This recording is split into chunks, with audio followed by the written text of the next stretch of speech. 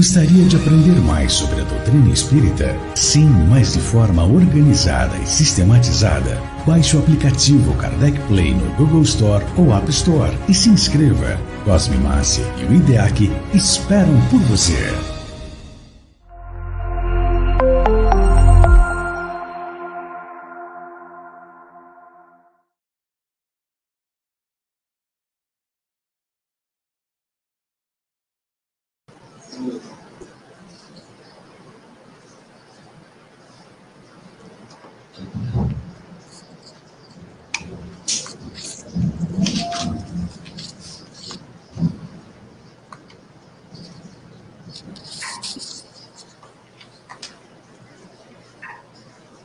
Sim, estamos no ar.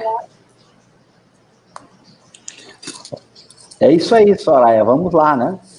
Então vamos lá, só com alegria e muita alegria. Boa noite, muito boa noite para todo mundo que está aqui sintonizado, esperando esse momento, né? Esse momento gostoso que a gente vai passar aqui, o tema muito mais. E eu quero agradecer logo agora ao Cosme Márcio, que ele foi assim de pronto, gentilmente, com carinho, atencioso, né, de estar aqui com a gente e nos proporcionando esse encontro virtual, que na verdade hoje é uma tarefa realizada pelo 10º CRE, é o Conselho Regional Espírita do Sul do Pará, que abrange aqui Tucumã, Urilândia, Xinguara, Rio Maria, Redenção, Conceição do Araguaia, São Jacinto, e essa tarefa é dessa casa e dessa causa. Então, muito grata, Cosme, e todos que estão auxiliando, né, nós nesse momento, a Lilian, sua esposa, que está aqui dando a maior força, e estamos aqui. Muito obrigada. Obrigado, Soraya. Então, e hoje, o nosso tema é Kardec. Então, hoje a gente vai falar um pouquinho, né, de Kardec, do Consolador Prometido, das ideias de Kardec. Nós vamos estar aqui falando um pouco e depois nós vamos abrir para perguntas e respostas, né? Cosme, eu gostaria só de falar aqui um pouco de você, dessa Kardecpédia. Posso falar aqui? Que eu não poderia deixar isso aqui passar em branco, né? O nosso companheiro aqui, o Cosme, além de ser essa grandiosidade, esse estudioso ímpar de Kardec, ele criou, né, o Kardecpédia, e eu estou, assim, apaixonada, fascinada por essa facilidade da gente estudar. Então, eu quero falar um pouquinho aqui, sabe? Eu estou aqui no meu celular, a hora que você entra, baixa esse aplicativo, tem lá, né, o Cristo Consolador, no capítulo 6. Então, eles têm os itens, aí eu vou lá, em Consolador Prometido. Eu posso escolher a página, eu posso escolher o tema, qualquer livro de Kardec, e aqui, eu olhando e falando do meu celular, aparece aqui, né, itens relacionados. Minha gente, você não sabe que essa plataforma, esse sistema, ele busca os itens relacionados do que eu coloquei aqui. Nesse Cristo Consolador, ele me dá na Gênesis, em 2 lugares, na Revista Espírita, em 1864, o céu e o inferno. Então, não tem como mais falar assim, poxa, não tenho acesso, agora está difícil. Sem falar que ele está em português, francês, inglês, espanhol e tem outros idiomas, né, Cosme? E aqui você passa, compartilha. Minha gente, tem só que ter esse aplicativo. Acabaram-se as dificuldades. Então, Cosme, eu ainda já peço a Deus que te dê essa luz, essa sabedoria, para você ir passando para a gente muito mais que isso aqui, que já é muito rico, é extraordinário essa ferramenta que a gente tem nas mãos. Então, está dado aí a mensagem, né? Essa emoção que eu tô quando eu entro e entro onde eu quero, em qualquer página, em qualquer tema de Kardec. Então, muito bacana. E hoje, não vai ser diferente, né? A gente vai falar de Kardec e do Consolador Prometido. Então, eu vou passar para o Cosme, que vai falar para a gente um pouquinho. Obrigado, Soraya. Obrigado a todos aí que nos acompanham, aos queridos amigos aí do Pará, que estaríamos aí presencialmente, mas, dada a pandemia, estamos online. De qualquer maneira, não deixamos de realizar o evento que já estava programado para estarmos juntos conversando sobre esse tema muito importante de Kardec e o Consolador Prometido. É muito importante para a gente poder iniciar aí, fazer algumas provocações para que vocês possam levantar questões, lermos um pedacinho na obra Gênese, quando Allan Kardec vai exatamente tratar dessa temática. Ele vai fazer isso ao estudar na Gênese, no capítulo sobre as predições, ou na parte sobre as predições segundo as predições do Evangelho. Então, ele vai analisar essas predições que foram apresentadas lá no Evangelho, nos evangelistas. E Kardec tem exatamente nesse capítulo que trata das predições, especial no capítulo 17, ele fala da anunciação do Consolador.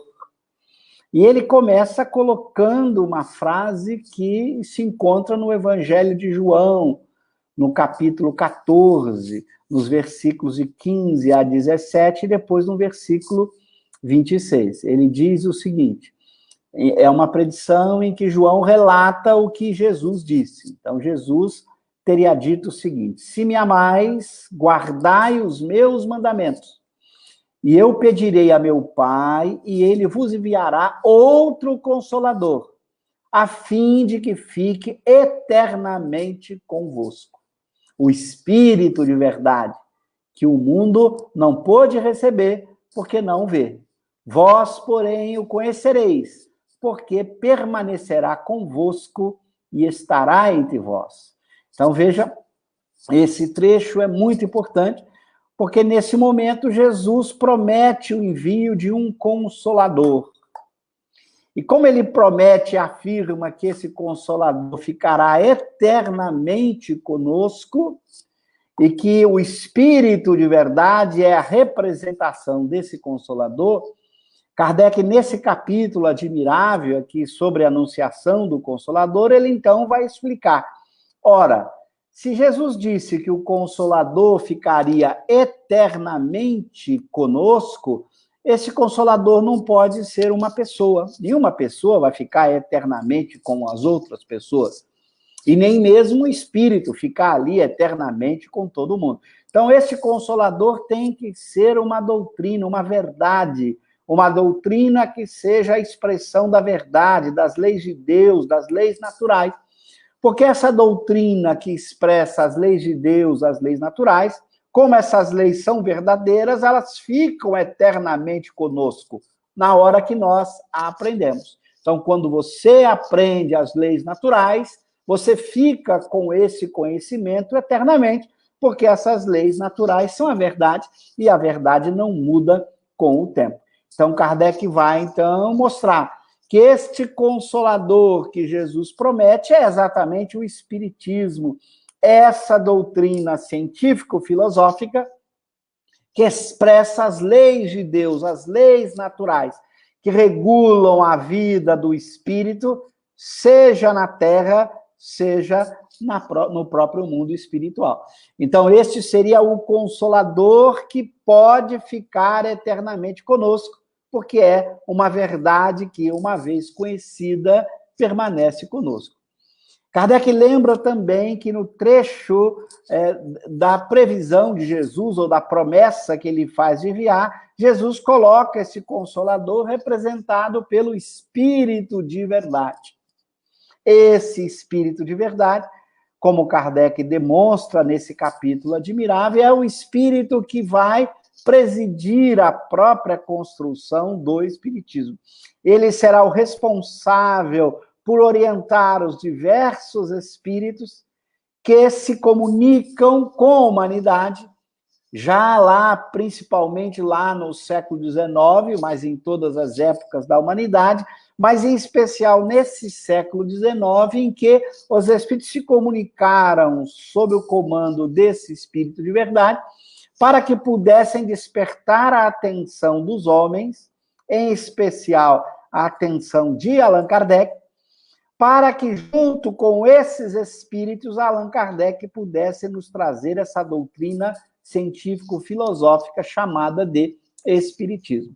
Então, quem presidiu este movimento e continua presidindo é esse espírito de verdade, que vai ser o guia espiritual de Allan Kardec e que vai permitir que esse espiritismo fosse construído da forma como foi, numa linguagem rica, simples e, ao mesmo tempo, profunda, clara, para que todos pudessem entender.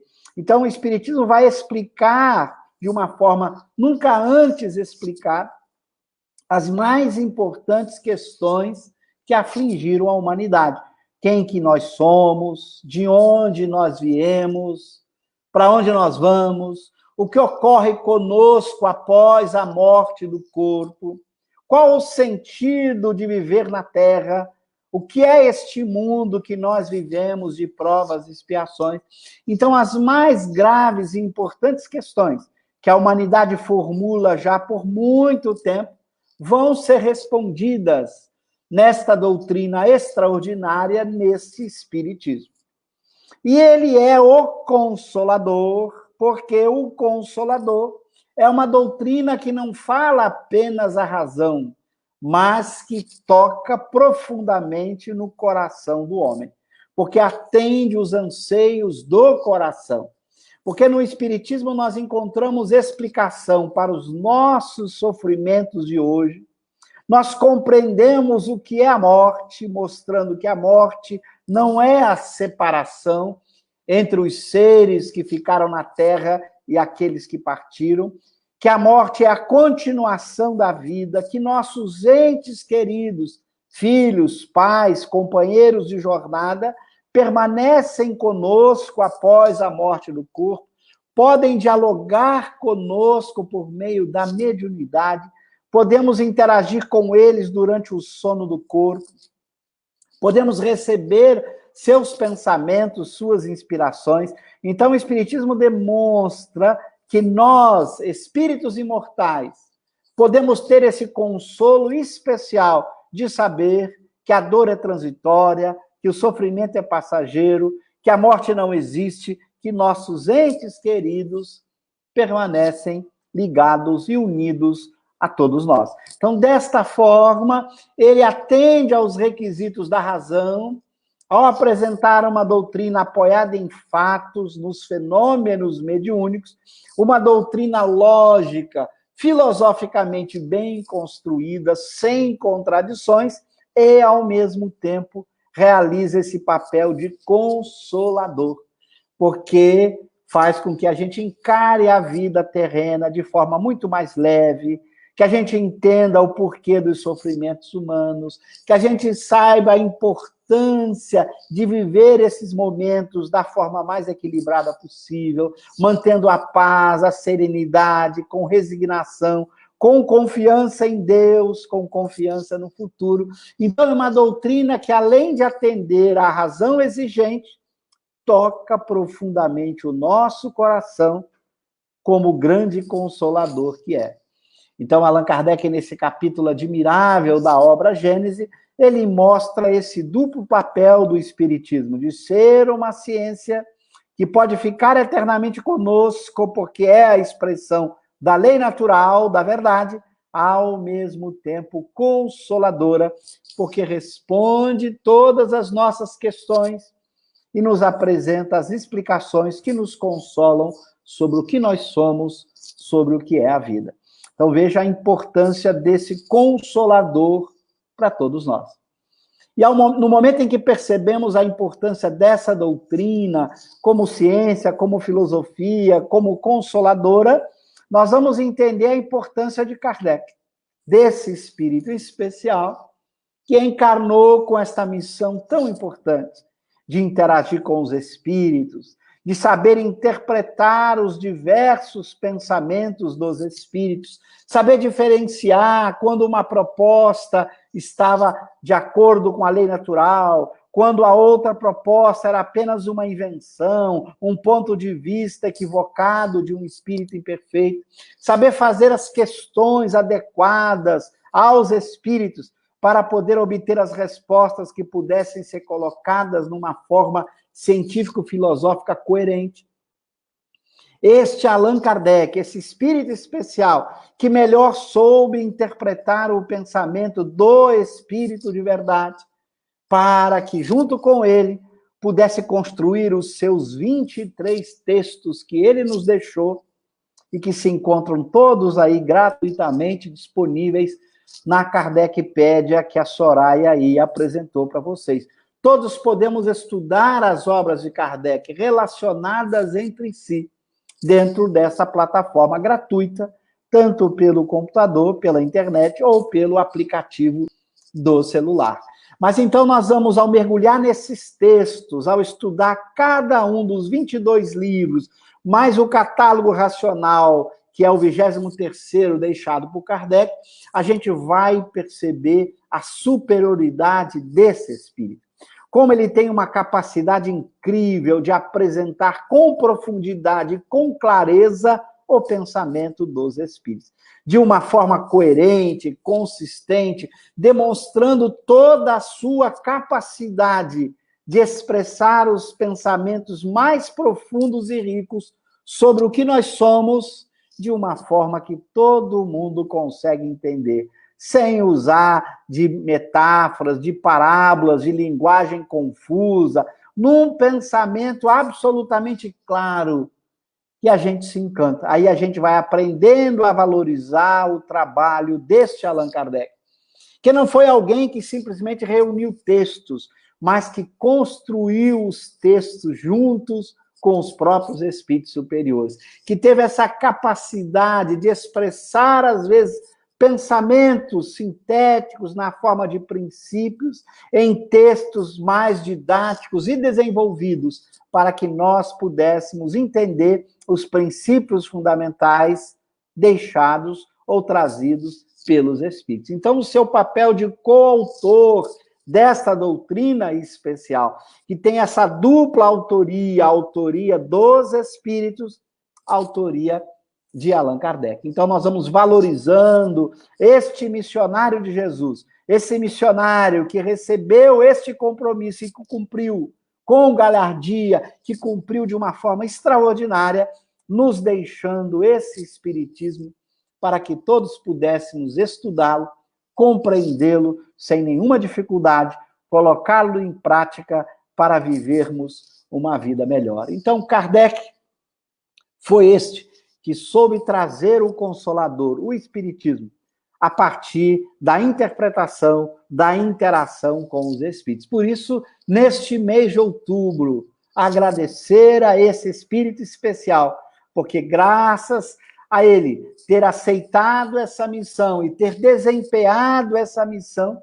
com sucesso, nós podemos ter a promessa do Cristo cumprida, de que enviaria esta doutrina que ficaria eternamente conosco e que nos consolaria. Então, salve Allan Kardec, esse espírito especial, os nossos mais sinceros agradecimentos por termos tido a oportunidade, por meio de seu texto e dos textos dos espíritos, termos essa doutrina consoladora. Então, muito obrigado, Allan Kardec. E a gente passa, então, a palavra para que vocês possam propor questões. Cosme, falando tão ricamente, né, de Kardec, mas tem algumas pessoas ainda, né, a gente encontra sempre, que parece que querem colocar um outro programa, um sistema novo, reformas, que Kardec está já um pouco ultrapassado, cansado. Não, de novo, né? Vamos ver isso de novo, estudar isso de novo. Não, a gente tem que buscar coisas novas.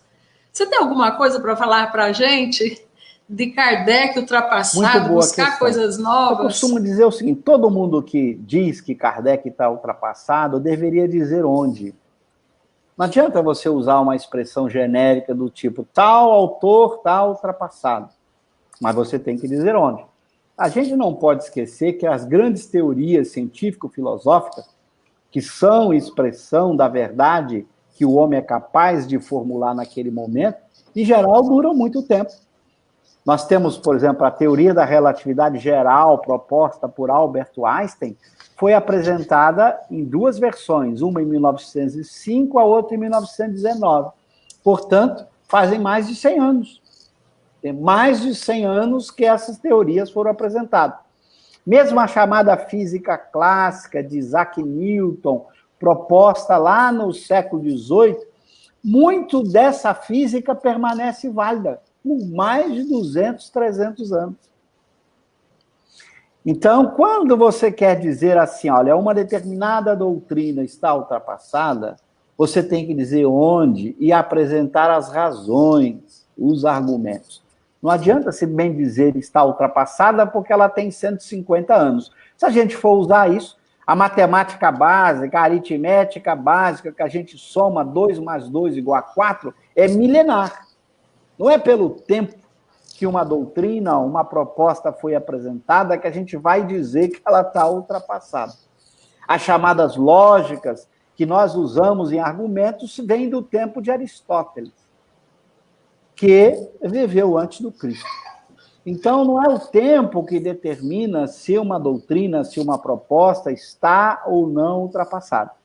Se nós olhamos, por exemplo, para os 10 mandamentos de Moisés, que código de moral extraordinário, que já tem 4.000 anos, pelo menos. Esse código de moral, que se nós aplicássemos 2 mandamentos apenas, o não matar e o não roubar, ou seja, não agredir o seu semelhante e não tomar posse daquilo que não nos pertence, o mundo seria um mundo de paraíso. Imagina um mundo em que ninguém agredisse ninguém e que ninguém tomasse aquilo que não lhe pertence do outro. Esse mundo não teria guerra. Você não precisaria trancar as suas portas, você sairia na rua sem medo, sem problema. As nações viveriam em paz. Só 2 mandamentos que Moisés propôs há mais de 4.000 anos. Então, quando a pessoa diz está ultrapassada tal doutrina, ela tem que dizer onde, em que parte, em qual pedaço, em qual princípio, em qual lei, e quais são os argumentos para fundamentar isso. Senão fica parecendo apenas um discurso vazio, uma proposta leviana, sem fundamento, sem argumentos. Nós que estudamos o Espiritismo há mais de 40 anos, mergulhados nas obras de Kardec, eu nunca vi nada até hoje, nem nunca me apresentaram nenhum argumento, nenhum item da obra de Kardec que estaria ultrapassado no que diz respeito ao estudo do espírito, aquilo que diz respeito à doutrina espírita. Porque às vezes a pessoa lê um texto da revista ou um texto de uma obra em que Kardec faz referência ou usa uma ciência da época para fazer alguma leitura, e a pessoa diz, não, mas aquela ciência que Kardec citou já não vale mais. Mas isso não é espiritismo, é aquela ciência que já mudou. Mas quando se trata de espiritismo, e Allan Kardec define o espiritismo no que é o espiritismo, é a ciência que estuda o espírito e suas relações com o homem. O espiritismo não estuda os planetas, o mundo, a composição física, a estrutura geológica da matéria, isso é da ciência.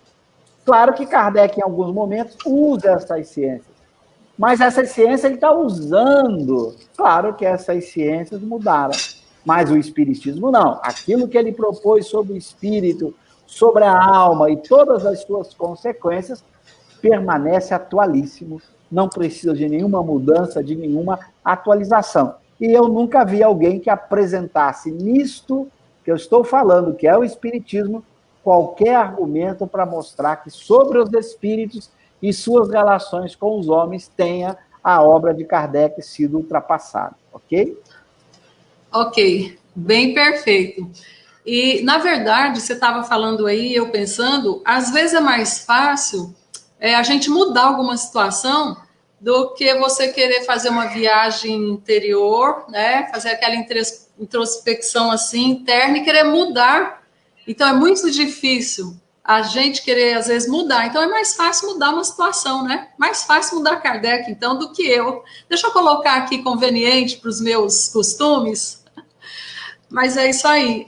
Cosme, a Aline, ela fica sempre em dúvida também. Ela quer saber quem é. Você já explicou tão bem, falou tão direitinho, mas quem é e o que é, ou então é o que é esse espírito de verdade, que às vezes fica meio confuso. Muito bom. Esse espírito de verdade é um nome, espírito de verdade, e aqui vai uma observação. Ele aparece no texto que eu li, que está lá nos evangelhos. Eu li ali o texto de João, mas também está em outros evangelistas, quando Jesus faz a promessa, que eu li aqui o texto, de enviar o Espírito de verdade. Esse Espírito de verdade aparece também na construção do Espiritismo, nas diversas obras de Allan Kardec. Esse Espírito se comunica e assina Espírito de verdade, não da verdade. Às vezes, alguns tradutores descuidaram, botaram o espírito da verdade, mas no original francês das obras de Kardec é espírito de verdade.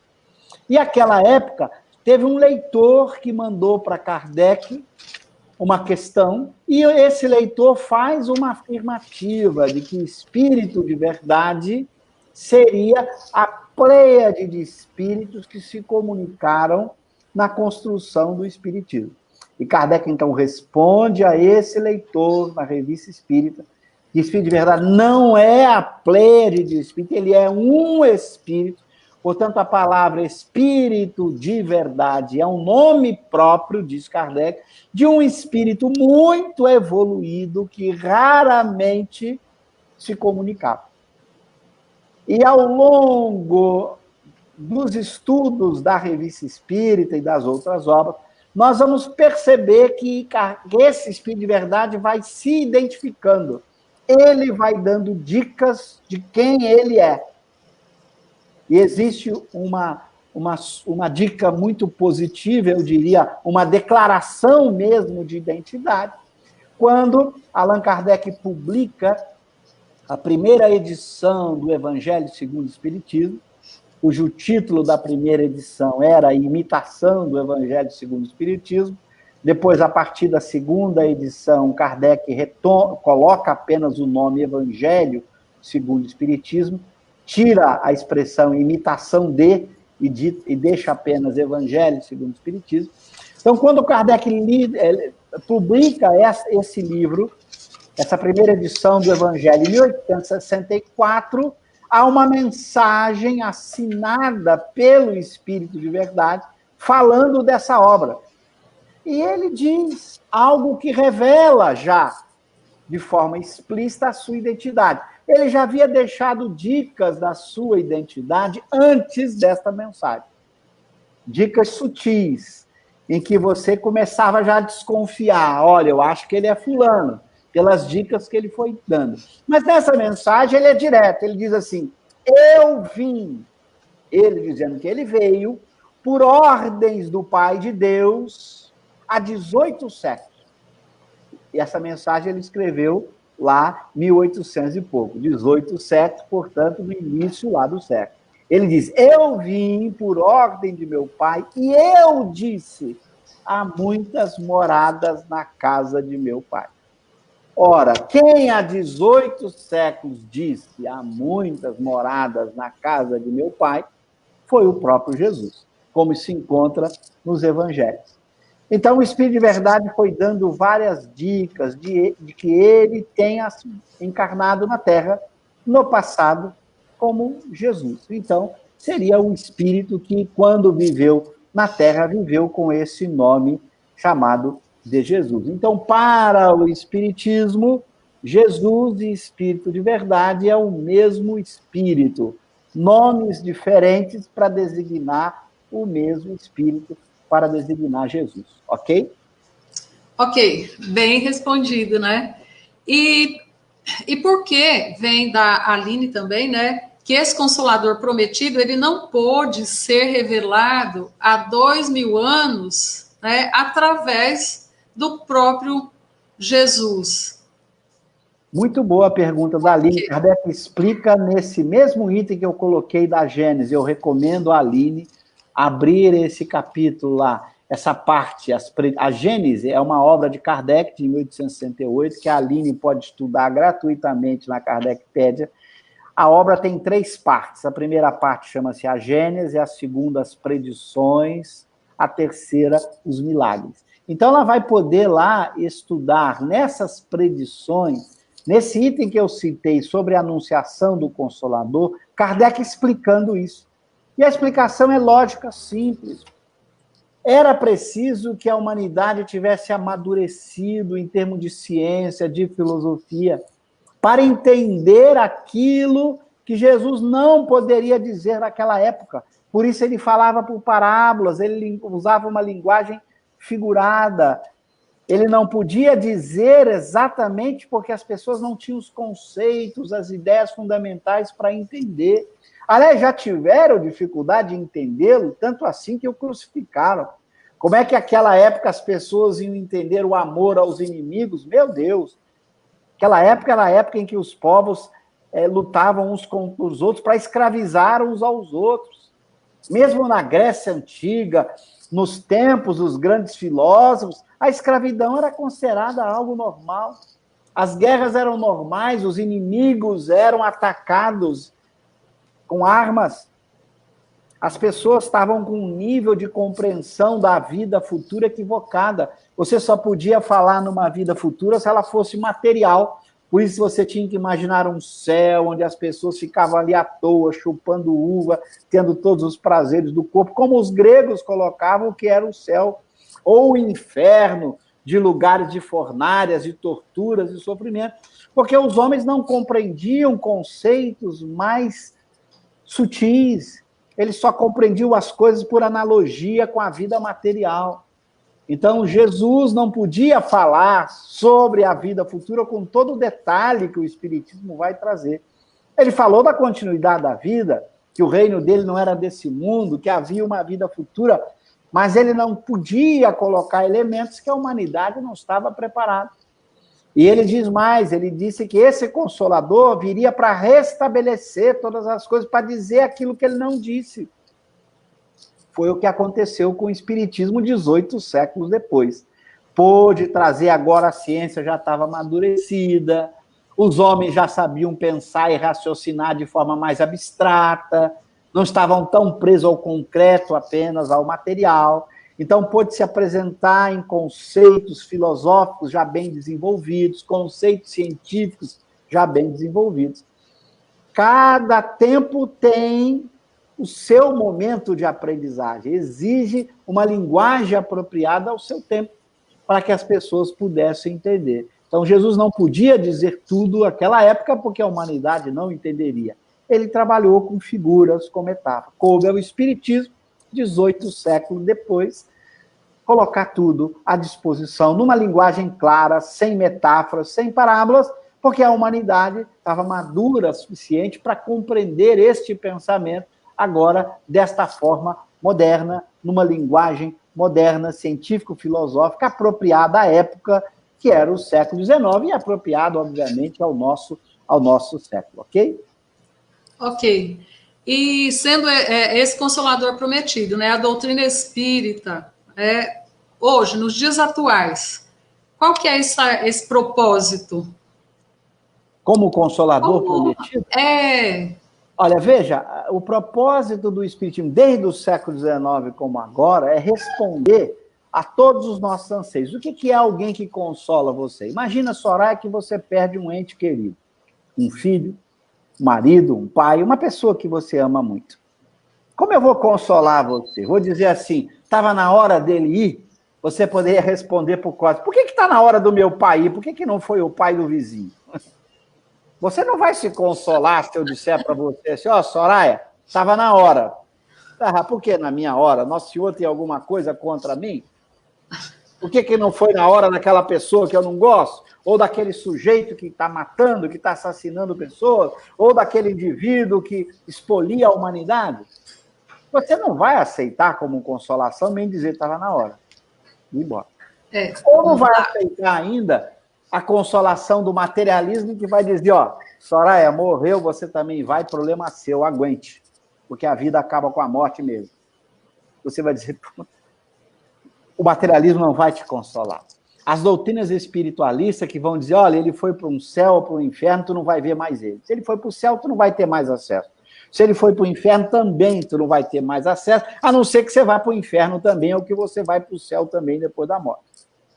Aí Deus estaria sendo injusto, né? Aí você fala, olha, eu não vou me consolar desse jeito. Agora, como é que eu te consolo? Dizendo algo muito simples. Soraya, seu ente querido não morreu, está do seu lado. Converse com ele, pela mediunidade, pela prece durante o sonho. Daqui a pouco você reencontra mais diretamente com ele, mas você já pode interagir com ele agora. A morte não existe. A dor que você está passando agora recebe uma explicação lógica. Por que você está sofrendo nesse mundo de provas e expiações? O Espiritismo vai respondendo isso. Então, esse consolo não tem época. Uma vez formulado no século XIX, ele vale para sempre. Vai ser consolador, foi consolador no século XIX, é consolador no século XXI, será consolador em qualquer época, porque é a verdade acerca do que nós somos, e essa verdade sábia, como toda verdade, nos mostra a grandiosidade de Deus que nos fez espírito imortal, e não esse corpo material. Então, o Espiritismo, ao responder a essas mais graves questões que tocam profundamente o coração, nos consola e nos consolará sempre, já que a verdade é ela mesma consoladora pela grandiosidade que essa verdade representa ao sabermos que somos uma alma imortal, ok? Ok. Cosme, e nesses dias, né, tão desafiadores que a gente está passando, de pandemia, vamos colocar assim, né, como que a gente ouve, isso porque a gente ouve, né? Poxa vida, mas Deus que é tão perfeito, por que ele não escuta? Por que Jesus não faz uma intervenção? Por que ele não escuta tanta dor, tanta coisa acontecendo? Né? Se ele é poderoso, se é perfeito, como que ele deixa acontecer tudo isso? Não está certo? Ou está tudo certo? Muito boa, Sônia. Primeiramente, a gente tem que olhar a realidade da dor e do sofrimento como sempre aconteceu na história da humanidade. Às vezes a gente não presta atenção porque não é conosco. Mas todo dia, milhões de pessoas morrem no mundo, em guerras, na miséria, na fome na África, milhares de crianças morrendo. Nós temos doenças diversas dizimando a população em muitas épocas, em todas as épocas da humanidade. Agora, às vezes, nos toca muito mais porque chegou na nossa porta, né? Quando chega na nossa porta, a gente presta atenção. Mas quando você está à mesa, comendo o seu almoço, o seu jantar, em família, você não para pensar que naquele mesmo instante, em vários lugares do mundo, tem pessoas morrendo de fome, estão comendo nada. A gente não para pensar. Então, as dores e sofrimentos acompanham a humanidade ao longo de toda a sua existência. Claro que quando ela chega próximo, a gente começa a se preocupar, né? Porque está batendo agora na porta da minha casa. Não estava batendo, estava tudo bem. Então, o que isso significa? É isso que a gente tem que perguntar. O que isso significa? Significa algo simples, o corpo vai morrer mesmo, qualquer que seja o contexto. Ou você morre de velhice, ou por esgotamento de órgão, ou por uma doença qualquer. Eu costumo dizer que todas as vezes que eu olho para isso, eu vejo uma sabedoria divina extraordinária. É Deus dizendo para você, olha, você não é esse corpo, não. Eu não te fiz para ser esse corpo. Esse corpo é uma vestimenta transitória que tu vai abandonar daqui a pouco. Você é uma alma imortal, você não morre. Nenhuma doença atinge a alma. Nenhuma catástrofe atinge a alma fisicamente falando. É Deus nos chamando a atenção para que a gente pare de achar que somos um corpo material. Nós somos uma alma imortal. E a gente não presta atenção. Aliás, nós deveríamos prestar atenção nisso todo dia quando olhamos no espelho. Eu brinco, quando eu olho no espelho, eu agradeço a Deus. Senhor, graças a Deus que eu sou uma alma imortal. Porque meu corpo todo dia está ficando pior. É verdade, não adianta a ilusão. Nós morremos todos os dias, sem exceção. Nós vamos morrendo dia a dia, fisicamente falando. Então eu olho para o corpo e falo, Senhor, graças a Deus que eu sou uma alma imortal. E não esse corpo que está estragando, destruindo, e daqui a pouco não vai existir mais. Mas a alma não. Os pensamentos, os sentimentos, os amores, todo o conhecimento adquirido está na alma que não morre. Nós vamos continuar, vamos aprender, vamos voltar em outros mundos, em outros planetas, ou aqui na Terra, e continuar o nosso processo evolutivo. Essas crises que a humanidade passa, sempre passou. Tivemos muitas crises, não apenas de doenças naturais. Está completando exatamente 100 anos uma grande epidemia que varreu a humanidade lá em 1919. 100 anos.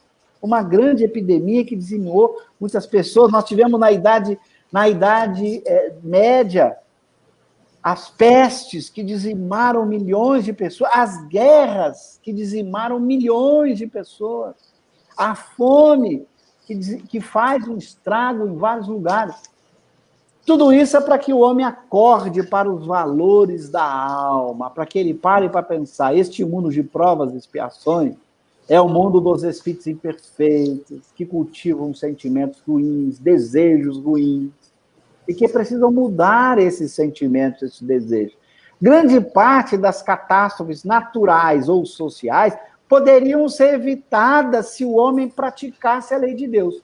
Como eu acabei de citar, se nós cumpríssemos 2 mandamentos de Moisés que eu citei, o não matar e o não roubar, não teríamos guerras.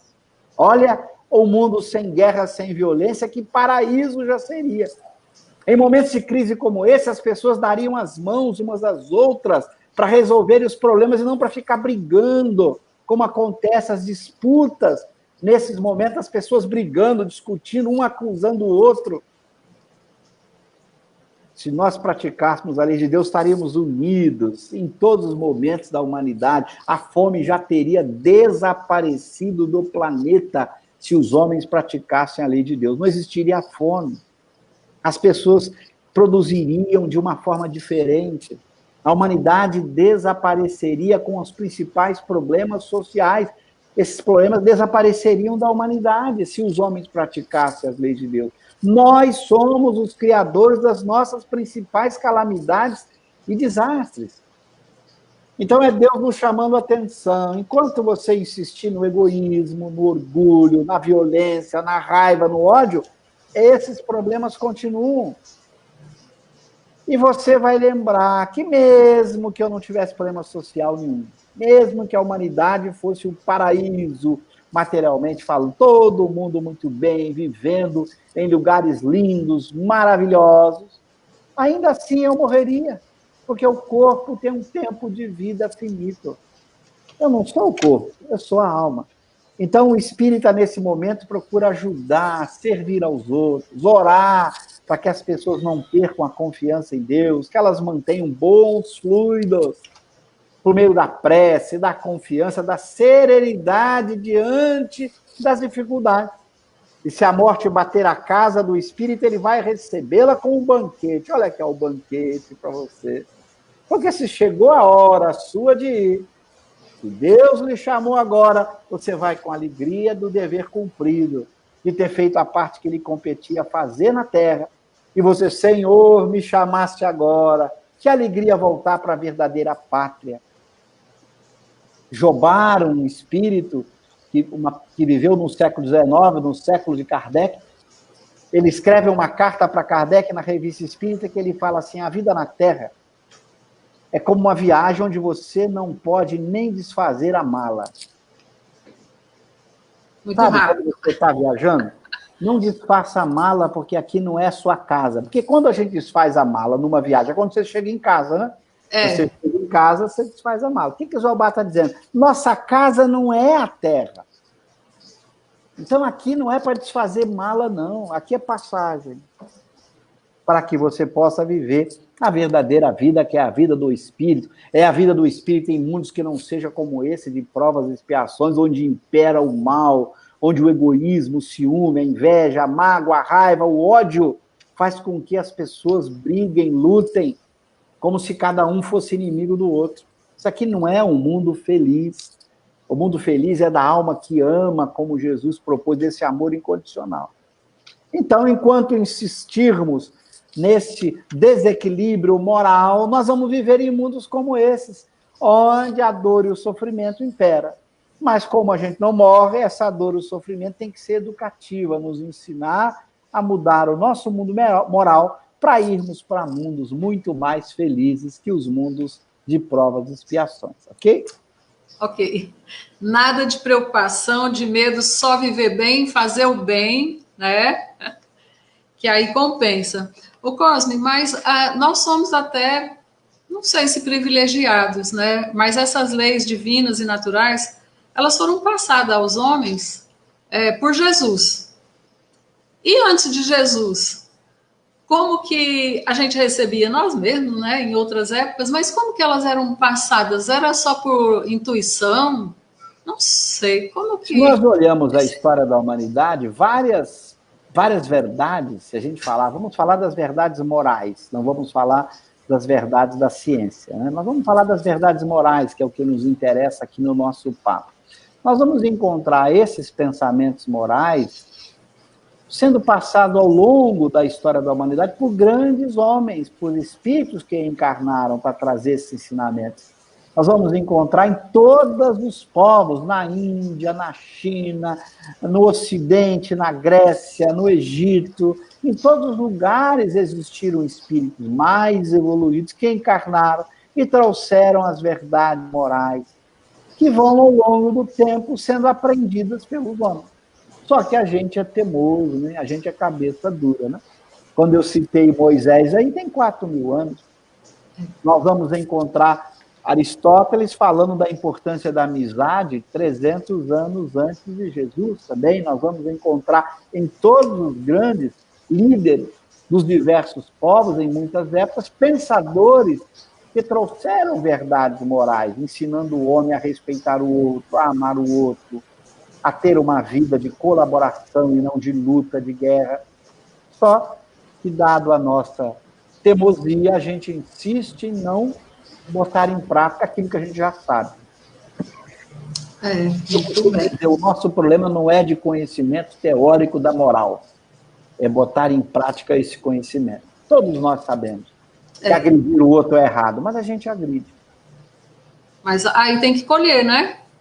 Aí vamos ter que reparar esse erro em algum momento, porque senão vamos continuar encarnando em mundos de provas e expiações, onde o mal ainda domina.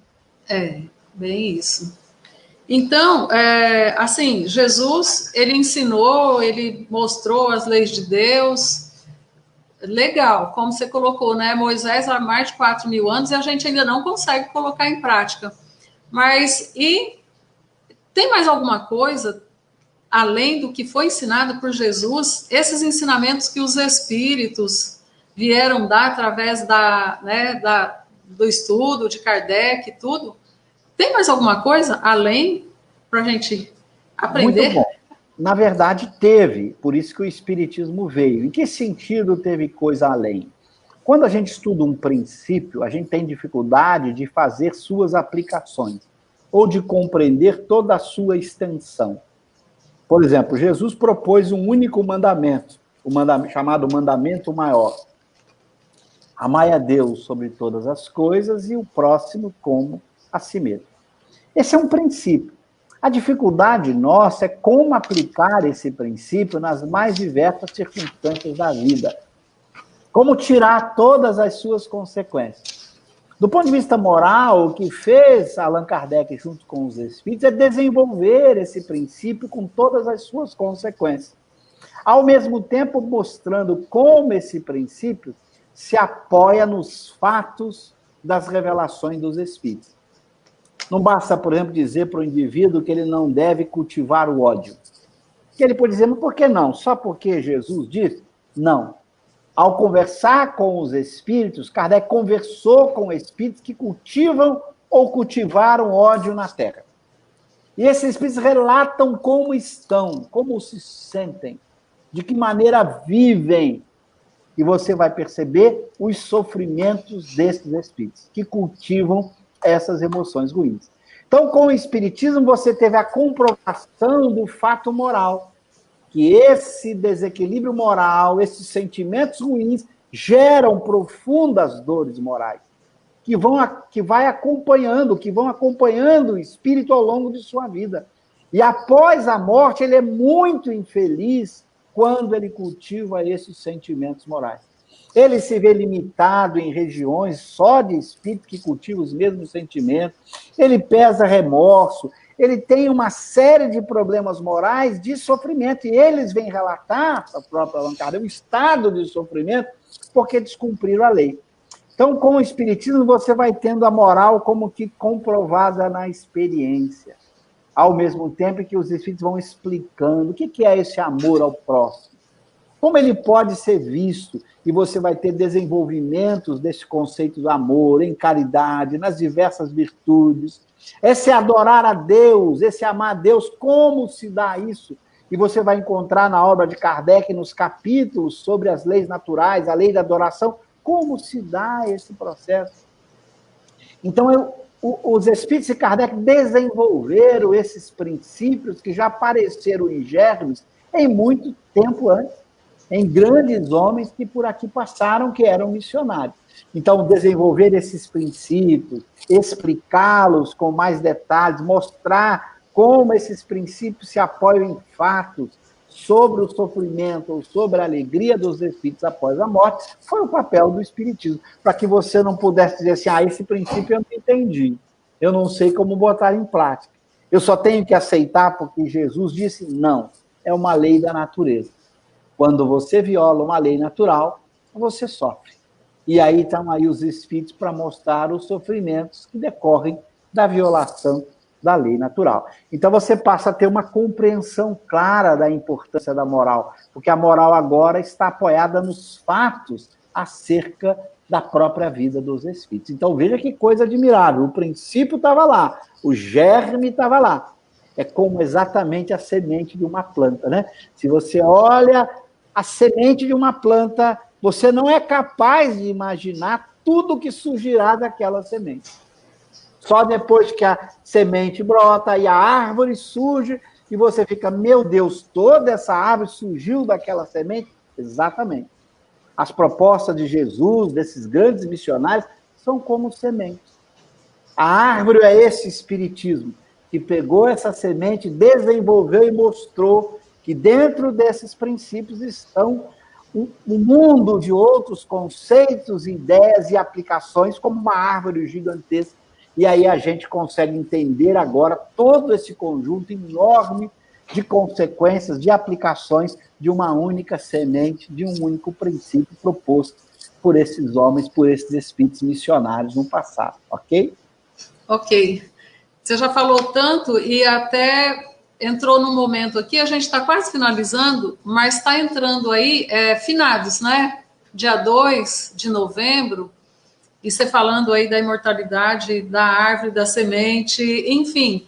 Mas qual é a melhor maneira da gente lembrar dos nossos entes queridos? A gente sabe que a morte não dói, né? O que pode doer é o corpo, é alguma doença, alguma enfermidade, enfim. Mas esse espírito, né?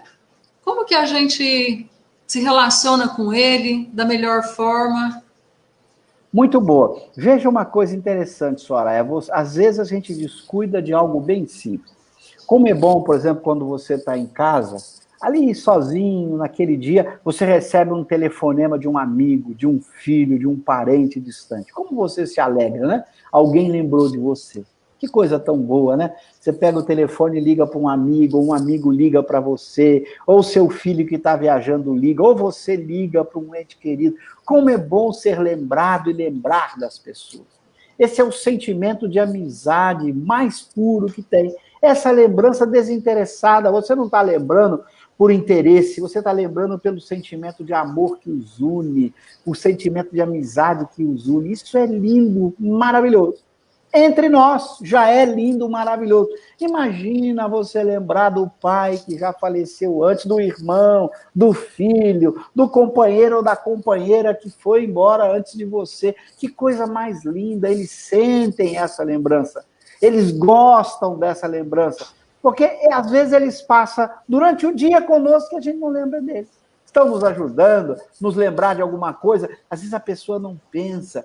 Às vezes ela está ali dentro da casa dela, lá no quarto, vem uma vozinha e diz, olha, está queimando lá na cozinha. Ela sai correndo. Foi esse ente querido que estava ali, que lembrou, olha, vai lá que está queimando. Ou ela que está saindo, olha a chave que você está esquecendo. Cuidado, e ela tem aquele cuidado no trânsito e de repente ela evita um acidente. Esses entes queridos que nos acompanham. E é tão triste que muitas vezes a gente só lembra deles no dia 2 de novembro. Nós devemos lembrar dele todos os dias. Mas se você esquece de orar para os seus entes queridos, de pensar neles durante o dia, que deveria fazer sempre, estar em contato com eles, pensar, emitir um pensamento de amor, de carinho, dizer como sinto uma saudade que não é tristeza, é essa saudade gostosa, e você agradecer a ele pelo que você aprendeu, pela convivência que tem. Como é gostoso isso.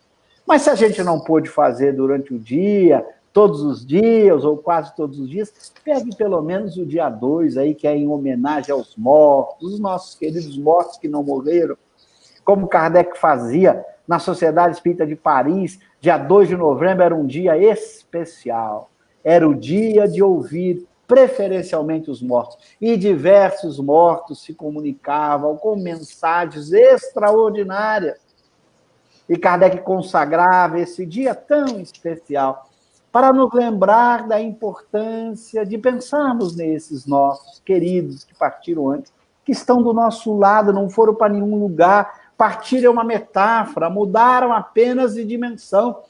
Nós não os vemos se não somos médiuns, mas eles nos veem o tempo todo, interagem conosco.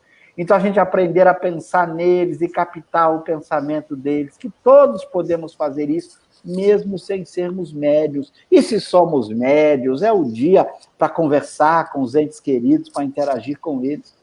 Então, esse é um dia de paz e tranquilidade, para lembrarmos das pessoas que foram orando, agradecendo a Deus pela imortalidade da alma, agradecendo a esses que continuam nos ajudando, mesmo após a morte do corpo. Então, é um dia muito especial, mas não deixe para fazer isso só no dia 2, não. Faça isso sempre que lembrar de seus entes queridos. Toda hora, né? O Espiritismo, na verdade, ele veio matar a morte, né? Nos dá esse conforto, esse consolo. E você colocou também em algum momento aí a importância da prece, da oração, né? O tanto que a gente aprende, e o Espiritismo veio nos ensinar esse contato, essa conexão com Deus através da oração. Por tudo que a gente passa todos os dias, vai resolver o problema? Não vai resolver o problema a oração. Vai, mas vai te dar calma, vai te dar serenidade, paciência. E através dessa mudança, dessa transformação, né, desse sentimento, dessa emoção tua, você coloca tudo em ordem e essa paz, essa tranquilidade faz com que você encontre a solução. Né? Então, o Espiritismo, eu aprendi assim muito esse contato através da oração, que a gente tem nas mãos. Né? Você tocou num ponto fundamental, que é a única e melhor terapia. A única terapia espírita. O espiritismo não tem outra terapia. Porque mesmo no caso do passe, o passe é uma forma de expressão da prece. É quando você ora e usa das qualidades fluídicas para ajudar alguém, por meio da prece, por meio da oração. Então, a prece é essa terapia tão importante que os espíritos trouxeram, que Kardec explica de uma forma extraordinária. Começou com Jesus propondo a oração, né? Essa oração extraordinária que se encontra no Novo Testamento, chamada aí de Pai Nosso. E Kardec mostra por que a oração é importante, os seus efeitos, atraindo os bons espíritos para que eles te inspirem, te deem ideias, sugestões, que eles possam te ajudar a controlar as suas emoções de tristeza, de raiva, de ciúme, de inveja, de desespero. Na hora que essas paixões tomam conta, é hora de orar, de pedir ajuda a Deus, para que esses bons espíritos que são os missionários de Deus possam nos ajudar, nos inspirar, para que a gente possa ter mais tranquilidade, como você falou, mais calma, cabeça no lugar, para resolver os problemas com tranquilidade, porque problemas sempre existirão, embora a prece não vai eliminar os problemas, mas ela é parte da solução. Olha que coisa interessante. Os problemas são necessários ao nosso crescimento. Então, não vamos eliminar os problemas com a prece, mas ela é parte da solução. O importante não é eliminar o problema, é resolvê-lo, porque problemas vão aparecer sempre. Como resolver? A prece é uma parte. Porque a orar, ao entrar em sintonia com Deus, os bons espíritos lhe inspiram, lhe dão ideias, lhe dão sugestões. Ao entrar em sintonia com Deus pela prece, você se sente mais forte, com mais coragem, tem mais serenidade, seu raciocínio fica mais claro, sua emoção controlada, você consegue evitar o desgaste orgânico, a doença, porque quando você está com raiva, com tristeza, você adoece, a prece afasta a raiva, afasta a tristeza. Então, ela tem um efeito benéfico, salutar no seu corpo físico. Ela tem um resultado benéfico no ambiente, pela qualidade de fluidos, ela afasta os maus espíritos que inspiram pensamentos ruins. Então, a prece é um elemento poderosíssimo, tão poderoso, como vai mostrar Kardec, que os espíritos sofredores, com consciência de culpa, quando se comunicam, pedem para orar para eles. Olha que coisa, vamos orar para eles, porque eles precisam da prece. Então, mesmo os espíritos fora do corpo, que estão em situação de sofrimento, pedem a prece. Então, veja a importância dessa terapia tão especial. E Kardec explica por quê, mostrando os efeitos sobre a qualidade dos fluidos, a atração dos bons espíritos, o afastamento dos maus. As religiões praticavam a prece, praticam, mas não entendiam muito bem por quê. O Espiritismo explica exatamente os seus efeitos. Pela influência dos bons espíritos, pelo afastamento dos maus, pela qualidade dos fluidos que a prece produz no corpo do indivíduo e naqueles que estão ao seu lado, ok? Ok, perfeito. Então, você quer deixar mais alguma mensagem? Olha, falar mais Soraya, um pouquinho que a gente... eu acho que a gente já passou aí 1 hora, né? Se não tem mais perguntas, eu só tenho que agradecer a vocês. Agradecer aí ao pessoal querido aí do Pará, do seu 10º CRE aí, é tão bacana, a gente esteve já nessa região, um pessoal muito afetuoso, muito querido, agradecer o carinho de todos vocês, agradecer o carinho, a atenção aí dos nossos internautas que estão aí por 1 hora já conosco aqui, fazendo boas questões, nos dando a oportunidade desse diálogo amigo e fraterno. Lembrando da importância da gente conhecer o Espiritismo, as obras de Kardec estão aí à disposição, como você citou, gratuitamente na Kardecpedia. Quem quiser ouvir também as minhas explicações no Kardec Play. E convidar a todos que não é estudar só para deleite intelectual, eu digo sempre isso, o Espiritismo não é uma doutrina só para deleite intelectual, é prazeroso estudar o Espiritismo, pela lógica, pela simplicidade, pela profundidade, mas ele não é só para isso, para você ter o prazer do conhecimento, mas é para você botar em prática. Nada adianta esse conhecimento se você não vivê-lo, senão você vai estar desperdiçando os talentos da parábola do talento. Você recebeu uma quantidade preciosa e não soube aproveitar. Aí depois você morre e vai se arrepender. Ai, meu Deus, eu conheci tudo aquilo e não dei bola, não botei em prática. Vai recomeçar, vai vir de novo no mundo de provas e expiações, às vezes em condições piores do que era antes. Então agora, que tem o conhecimento espírita, aproveite, viva-o, no dia a dia, em casa, no trabalho, onde você estiver. Procure viver como espírita e você vai ver o quanto isso é mais importante do que o deleite intelectual que o conhecimento lhe propicia, ok? Ok, muito obrigada. Então, eu também quero agradecer. Enquanto foi passando aí, eu vi que tinha pessoas do Brasil inteiro, né? Minas, Curitiba, Goiânia, Salvador, Maceió, Londres. Então, nós agradecemos também. Quero agradecer ao Conselho, esse nosso trabalho aqui, pela nossa causa, e agradecer a você, e pedir a Deus, nosso Pai, de infinita bondade e perfeição, que dê sempre essa sabedoria, te ilumine e que possa trazer, cada dia que passa, mais esclarecimento, mais esse momento gostoso que estamos aqui e nos encontraremos, eu acho, em outros momentos. Mas que Deus abençoe a todos que estão nos assistindo, em especial ao Cosme, que foi tão gentil para conosco. Muito obrigada. Obrigado, eu que agradeço, Soraya. A Lília também manda aqui um abraço, um agradecimento especial para todos vocês. E obrigado a todos que nos acompanharam. Que Deus nos abençoe. Assim seja. Obrigada.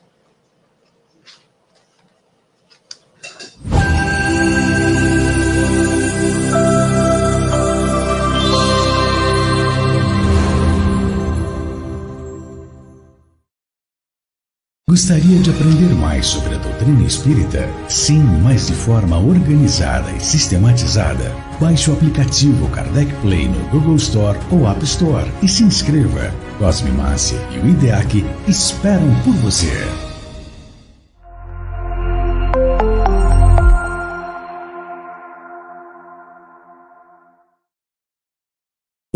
Milhão de amigos. É o que a Rede Amigo Espírita deseja conquistar em seu canal no YouTube. E você, amigo espírita, pode ajudar. Convide 5 amigos para se inscreverem em nosso canal e ligarem o sino de alerta. Além de atingir a meta de 1 milhão de amigos, todos serão sempre avisados de novos vídeos e transmissões ao vivo no YouTube. Acesse agora raitv.com.br.